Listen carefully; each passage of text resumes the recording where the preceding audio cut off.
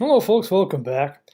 In this video I want to go over with you the first couple of introductions and then the first uncertainty that Bruno Latour talks about in his Reassembling the Social book. I hope you're enjoying this book as much as you did the Hall book. It's certainly a different writing style, and it's more, I guess, coming more from that sociology perspective than the cultural studies perspective, but nevertheless, I find, especially Latour's actor network theory, or ANT, as well as his notion of reassembling or assemblages, this comes up all the time, and uh, all different kinds of scholarship within composition and rhetoric, as well as the broader world of cultural studies, rhetorical studies. I see.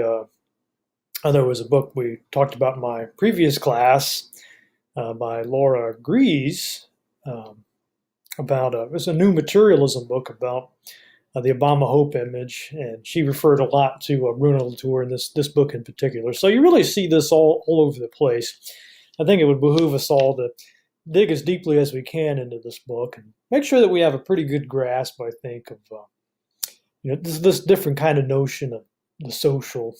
It might strike you as quite odd at first, but if you're like me, as you work your way through, especially these uncertainties, and you get a grasp of what it is that Latour objects to, and the common understanding of these terms, and it all starts to make sense, and you'll probably end up agreeing with it. Anyway, let's see, where do we want to start here? So he starts by attacking, well, I don't know if I want to go that far, but questioning, I guess, the social scientists, or I guess what we would consider a sociologist, and their understanding of the word social. He seems to think that they have a very simplistic notion of what the social means for them. He says they think of it kind of as just another material. It's comparable to wooden or steely. He says that really this term society or a society, it's problematic for lots of reasons. One being it's a really vague term. And, you've probably seen this phrase when you're grading essays, if you're a teacher of writing. A lot of students like to write things such as, in today's society, blah, blah, blah. And I don't know about you, but when I see that term, it always kind of bristle a little bit because it really does seem to be making some pretty sweeping generalizations, right? Some huge assumptions, especially when they go on to use that as a part of their argument, whatever this today's society, blah, blah, blah, as though that could explain something. So I think we would agree on that part, right? You really don't want to talk about these huge groups and insinuating they all act a certain predictable way, that they're these sort of stable entities, because we know from real life, everyday experience, just how variable all this is. He says, well, it's not just that they're vague terms, but that you can actually create even more confusion in these other domains, he calls them, like economy or law, whatever it is. If you're trying to, for example, the economy is a pretty good example, because you think about the economists and they try to understand how the economy works. Why is it that GDP is going up and down, spending habits, all of this stuff. It seems like the people don't follow, they don't always do what you would, the logical thing, right? It seems more unpredictable than we would like. And he says that when a social scientist comes on the scene and says, well, I can explain this in terms of social forces, and we can just write all this off as part of the social forces involved. It's sort of like that's the wild card, as I was thinking of. So you create a good theory of how the economy should work, and then it doesn't work out that way. Might have a crash where you thought you would have a boom, let's say, and you can say, well, look, clearly it was. I can explain this in terms of social forces, right? It must have been these social forces that came into play there, these sort of dark powers pulling the strings. He says over on page 22. I think what Latour is trying to emphasize here is that's not a very good explanation. That doesn't really help us understand anything better. In fact, it just creates even more confusion when we pull a move like that.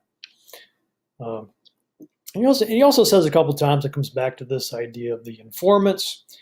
So you got the sociologist, and he or she's out there looking at these groups, and there's a tendency for the sociologist to sort of put him or herself up on a pedestal, so you're kind of looking down at these people, and clearly the people themselves don't know what's going on. They need this sociologist to come there and explain, who they are and all what what do their practices mean, and as though you're kind of above this group. And what Latour wants to say is that that's totally the wrong way to go about this.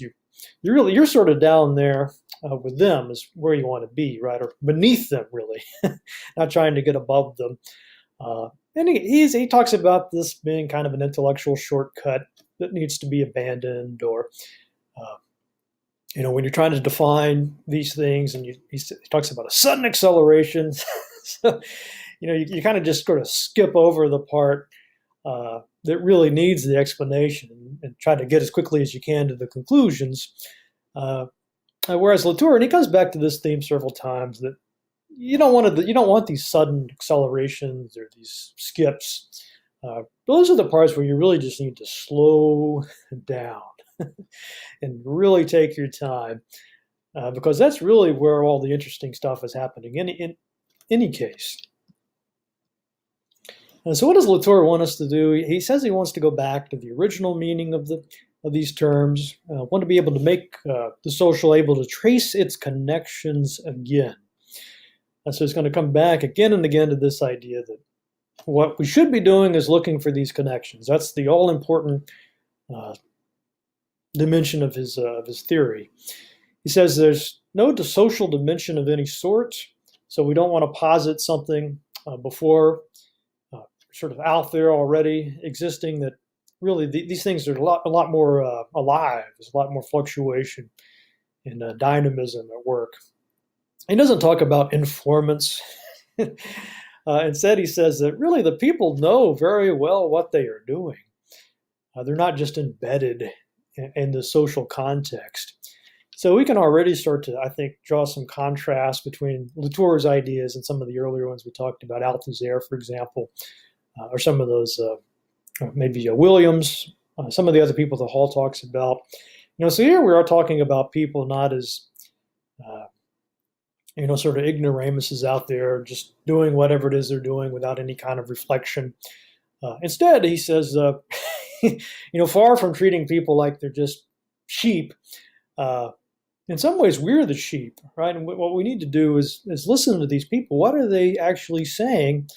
Don't just assume that they're behaving in some kind of a herd mentality.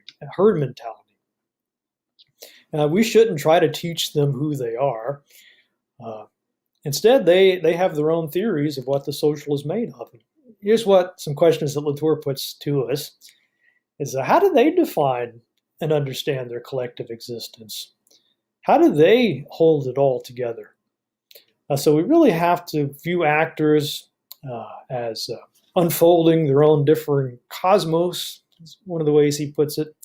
And we don't want to think about society as a stable, already there thing that we're all sort of embedded in, right? But rather as, quote, one of the many connecting elements circulating inside tiny conduits. So I'll go forward a little bit here, and then I'll pause and get your thoughts on all of this.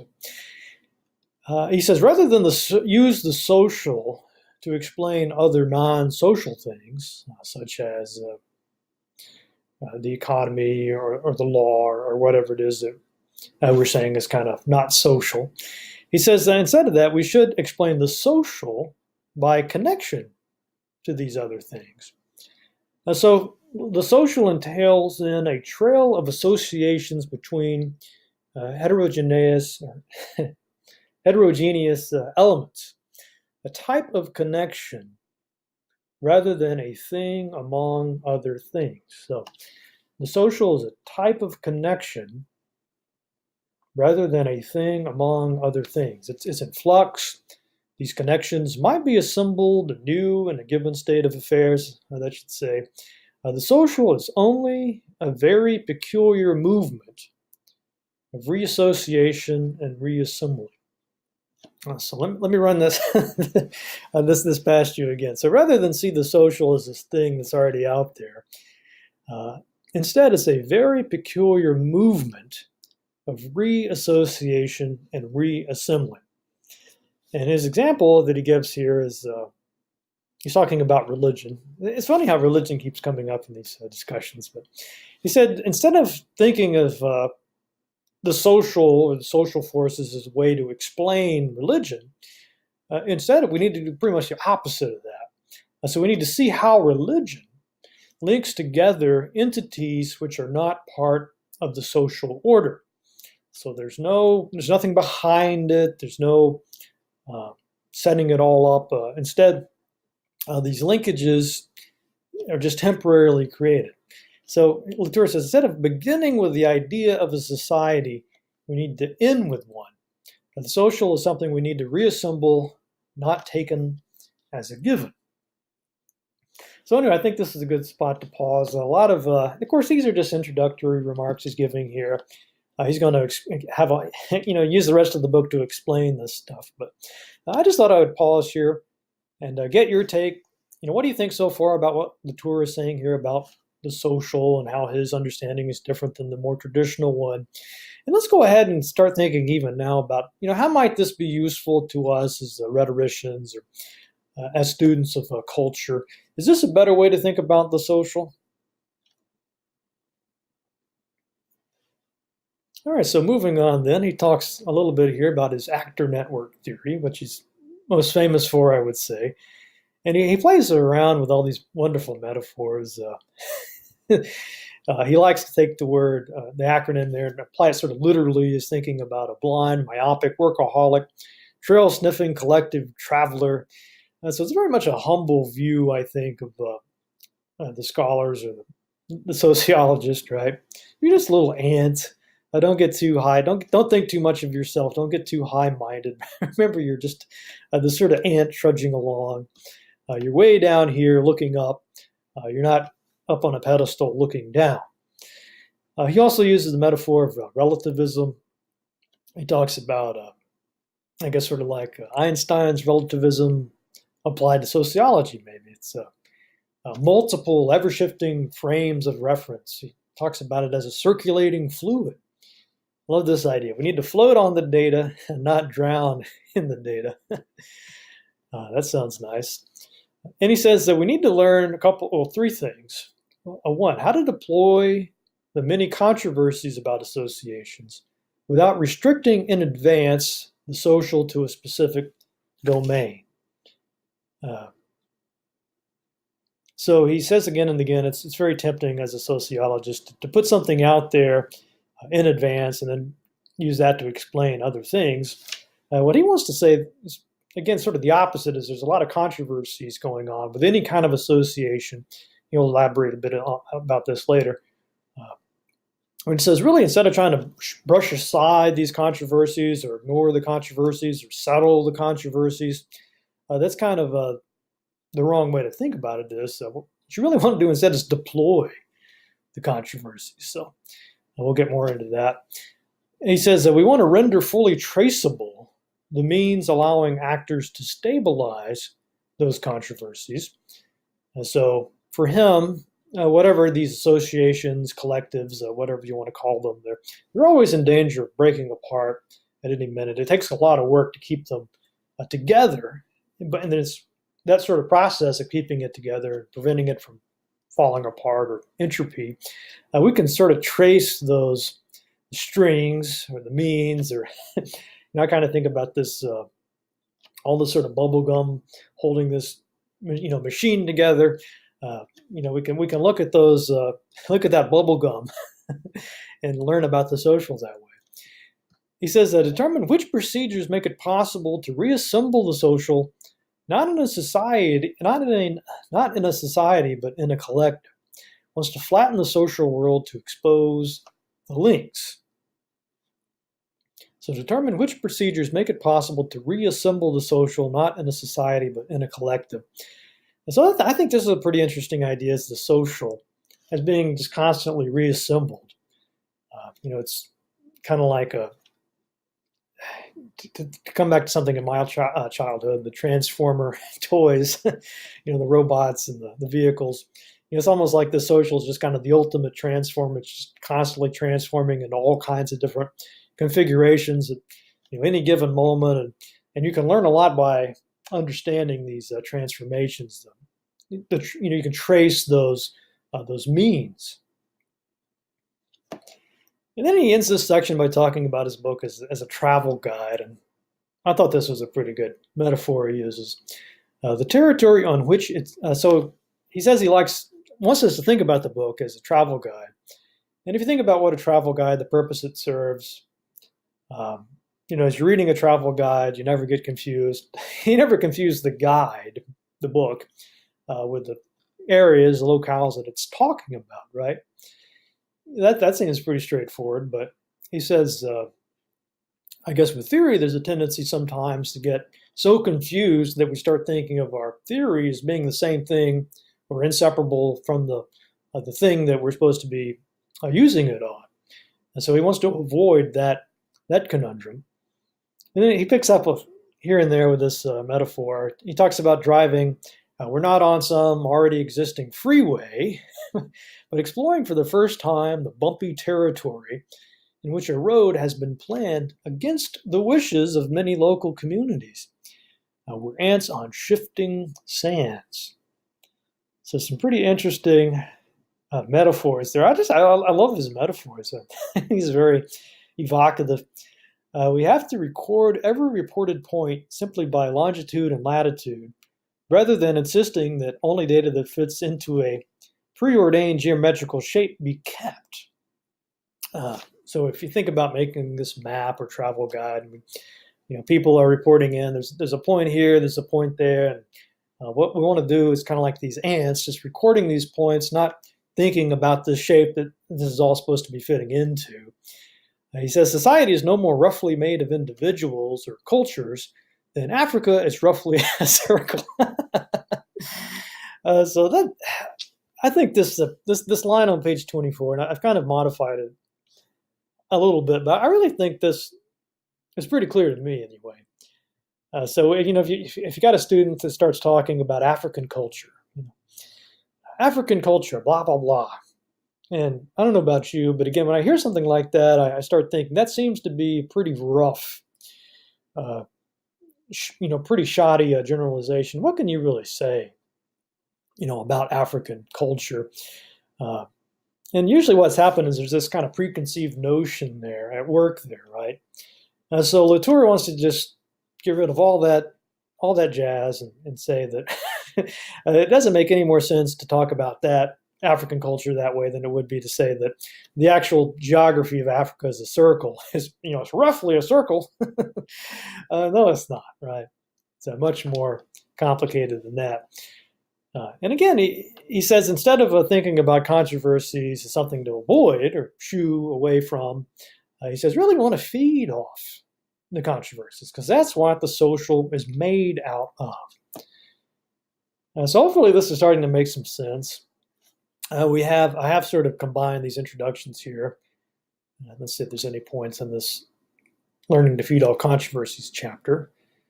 I like the idea about sociology beginning in wonder. He says all sciences would kind of begin with this, wonderment of what it is we're studying, but eventually we get so comfortable, I suppose, with our perspective or our theories or methods that we kind of lose sight of just how wondrous, wonderful it really is, and that's a bad thing. We don't want to lose sight. We want to sort of maintain almost. To me, that's sort of childish, in a good way, this sort of childish fascination with just how mysterious and wonderful something is, rather than just come to it with all these definitions and frameworks already laid out and start putting stuff into, forcing stuff into categories. He's going to destroy, or at least make us question 5 things, he says, throughout this section of the book. Groups, actions, objects, facts, and the degree to which the science of the social can be empirical.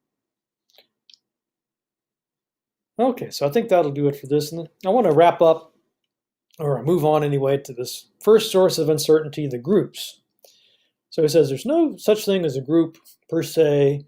Really, all we can talk about groups in some stage of formation, or integration, or disintegration. It's again, this sort of everything's sort of in flux. It's you want to kind of come away from these stable categories of any kind of social aggregate. And I love this first part, and I thought this would be a useful exercise for us too. So in the first part of this uncertainty, Latour, as far as I can tell, he's actually looking at a real newspaper. I don't recall if he gives a citation for this, but he says just open up a newspaper, or I guess for us, open up a news website, and he says you can see here on the front page just endless evidence of traces of groups being made and unmade. And so it says relating to one group or another is an ongoing process made up of uncertain, fragile, controversial, and ever-shifting ties. So no social entity is real, solid, proven, or entrenched. There's no real boundaries between these entities. There's no privileged groupings. He says, really, there's just a lot of contradictory group formations. And to make matters even worse, when you go in and try to study these things, you actually kind of get caught up in the web yourself, right? You become part of the process of this group formation or deformation or all the other, whatever verb you want to use there. Just thinking about the group is kind of meaningless. It's and that's what makes it useful. Okay, so I had to stop here for a minute now. So he seems to love doing this. He sort of tears the term apart and he says, look how vague, meaningless this term is, and everybody's been using this term as if they know what it means. And as it turns out, it's meaningless. Oh, and by the way, that's what makes it useful. So he seems to love this maneuver. But he says that he does this. He kind of prefers these terms because you can sort of pick them up and use them. And the very fact that they're sort of vague and meaningless helps us to again coming back to this idea of not confusing the map for the land that it's supposed to represent. We're sort of hyper aware of the meaningless of these terms and not getting the discourse, I guess, confused with the stuff that it's referring to. So that seems to be what he has in mind. But anyway, coming back to this exercise, I thought it would behoove us, for you anyway, to take a minute, go to Google News or wherever you get your news from.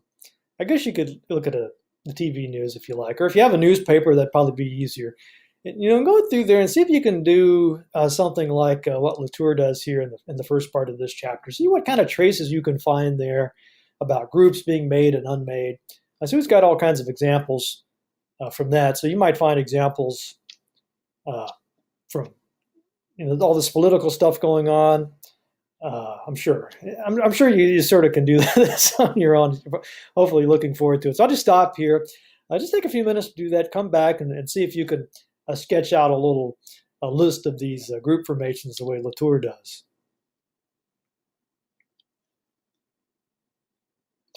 Okay, so then he talks about controversies as providing the analyst with an essential resource to render the social connections traceable. So these controversies are all important for Latour. The groups, if it's not controversial, who is in the group and who's not part of the group.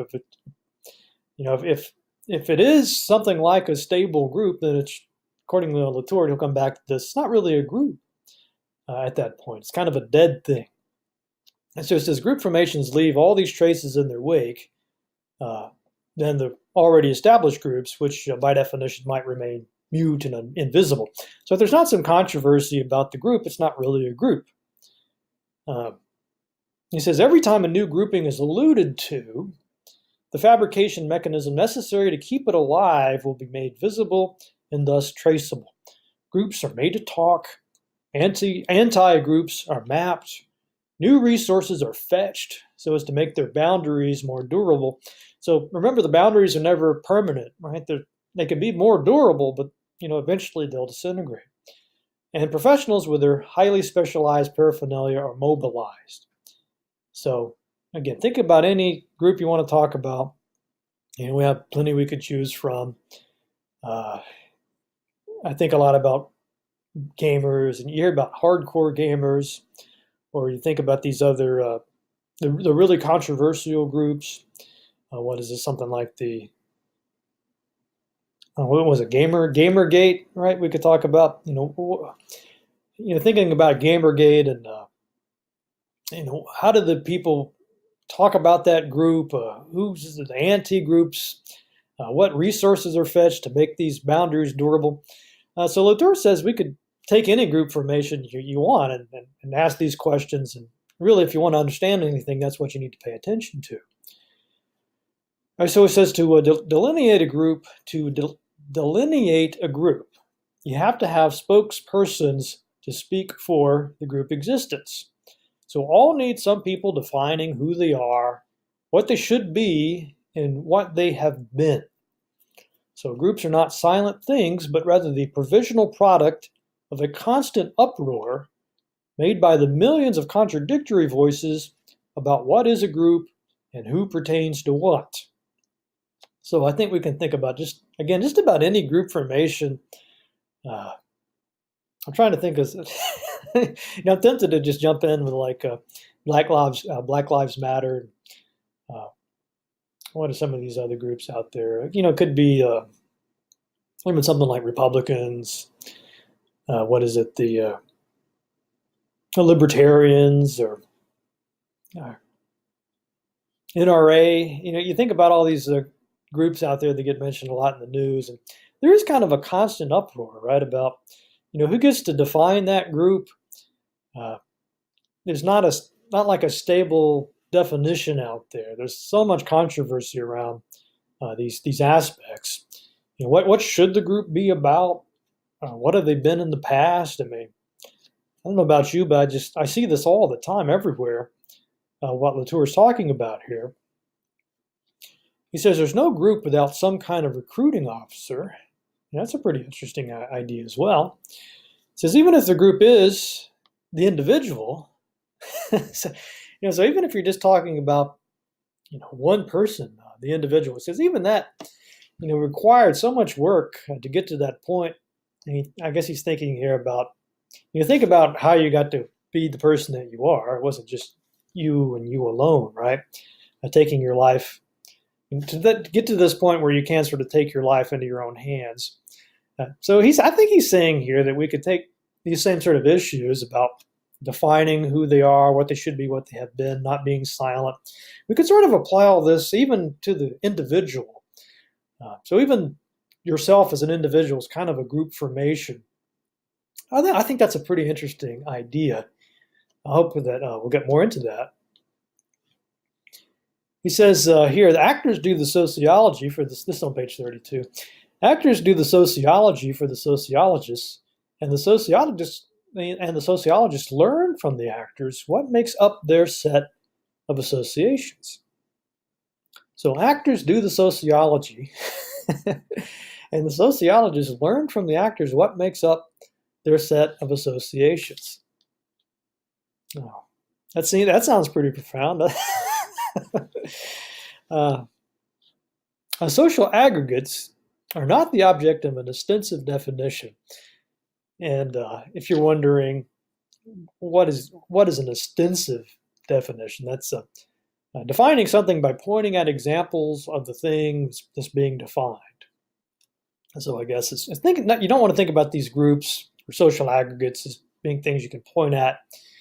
Rather, we want to think about them as a process, or as he says, a performative instead of an extensive definition.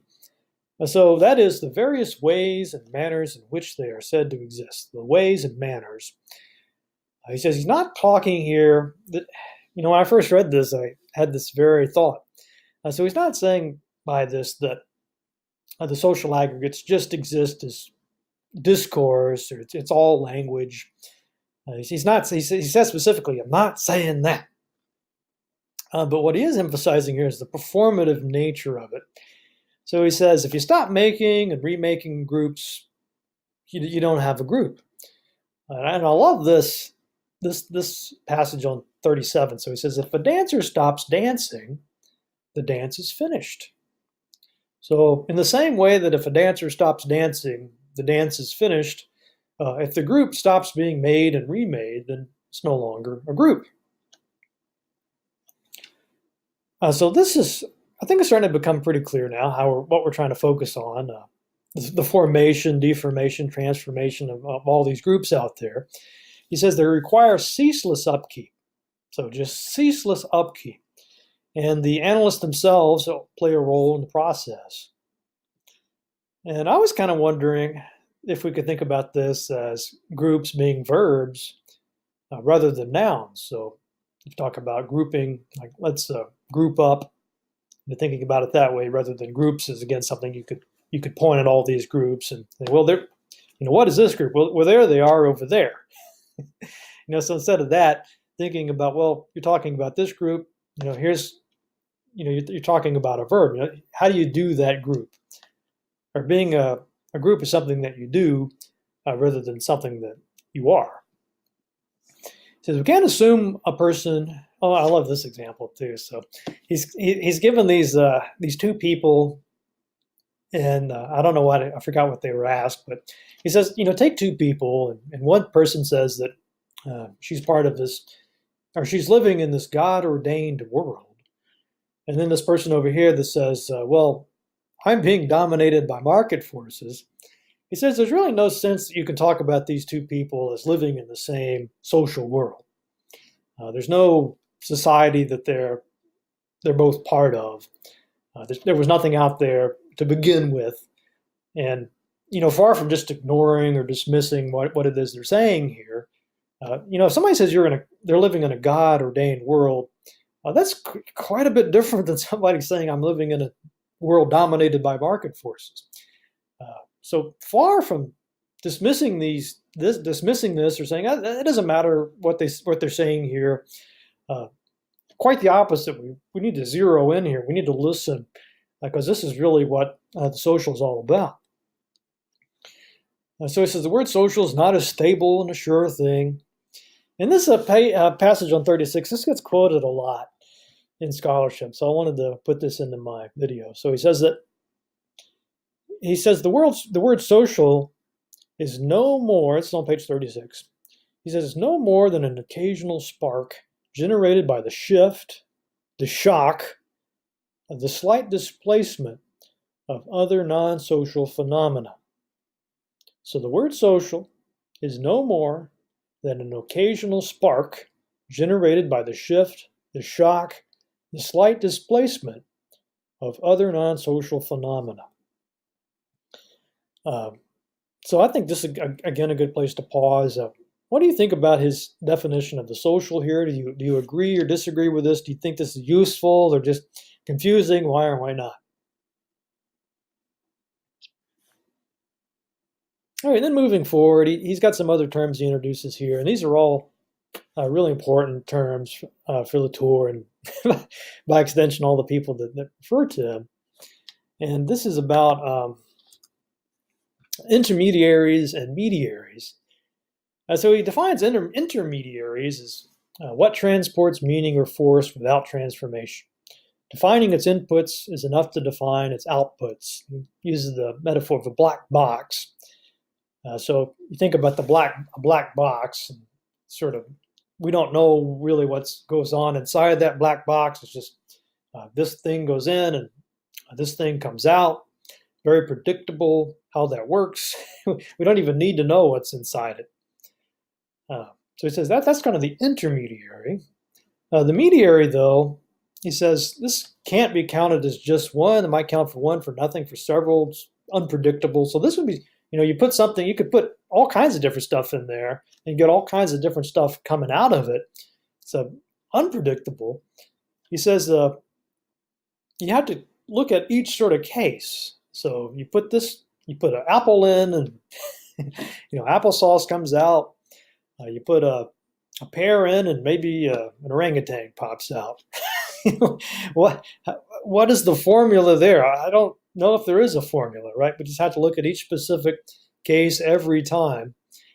They transform, translate, distort, modify the meaning of the elements they are supposed to carry. So they're playing a much more active role. And even if it seems like a real simple thing, again, at any moment, this could suddenly become a really complex mediator. And, he's talking about just about anything, I guess. That's why he's using these pretty vague terms. But, there's so much talk in the news lately about the flag and the anthem. And you might think of this as, the national anthem. Maybe sometimes it is sort of predictable. Could be kind of an intermediary. But at any moment, suddenly it could become this mediary, right? And suddenly it's just so controversial, and so much unpredictability around it. So many different specific cases going on all around us, distorted meanings, modifying meanings. So he gives the example of a computer. And I forget who it is. Maybe it was either Hegel or Heidegger. They talk about, what is it, a hammer, using a similar metaphor. But he says, Latour here says, a computer could be an intermediary. You're just using that computer. You're not really thinking too much about, hey, I'm on a computer, just kind of a thing. But, if that computer breaks down, then suddenly you kind of have to pay attention to it. It's going to have a big impact on you. Suddenly this, you sort of have to be cognizant of what it is you're doing. The other example I heard is, the hammer can just be kind of an extension of yourself, and you're not really thinking so much about the hammer. If the hammer breaks, then suddenly you kind of it kind of emerges into consciousness, right? Suddenly it becomes important to you. And he says it could work the opposite way too. Even if you have something that seems to be this mediator, like a academic panel discussion. We think that would be in the mediator category. We said, hold on, though. You could have an academic panel, and if they're just kind of giving, the same old platitudes, or he talks about kind of just rubber stamping everything, and they're just sort of, there might not be very much going on there at all. They could just be going through the motions in such a sort of brainless way that it's really just an intermediary. So you can't just look at something and say, well, that's mediator and that's an intermediary, because even they could shift places at any moment. That computer could jump into becoming a mediator, and this university could just as easily jump into being a mediator. So or intermediary. So it's very interesting. And then he talks a little bit about the silk and the nylon. And I was kind of putting this in terms of the chicken and egg problem, or the horse and cart problem. You don't want to put the cart before the horse, or what comes first, the chicken or the egg. He talks about silk and nylon. So he says you can't think about silk, and if you think about it's still today, as far as I know, pretty expensive material, even more so back in history. So as it says, you could look at silk as just being an intermediary.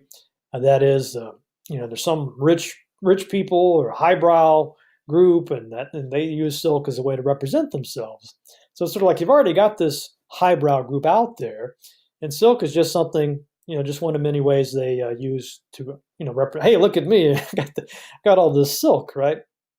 And he says, let's flip it around. Maybe we're putting the horse before the cart before the horse there. Let's think about it.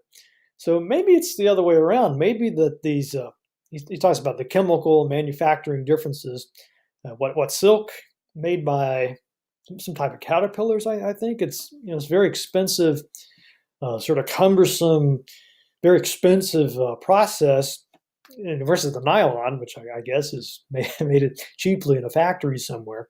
He says you could argue that these differences are the mediators that create these groups, right? So it's not as if the group was already out there and the silk just kind of they pick up the silk as a way to represent themselves. Maybe sort of the silk sort of allows this group to exist. So, sort of this relationship, you can sort of see how it suddenly becomes a lot more complicated there. And this idea of the mediators, something goes in, something comes out. Who knows what's going to come out or what's going to go in? It says there's this endless numbers of mediators out there. So I think this is just fascinating stuff.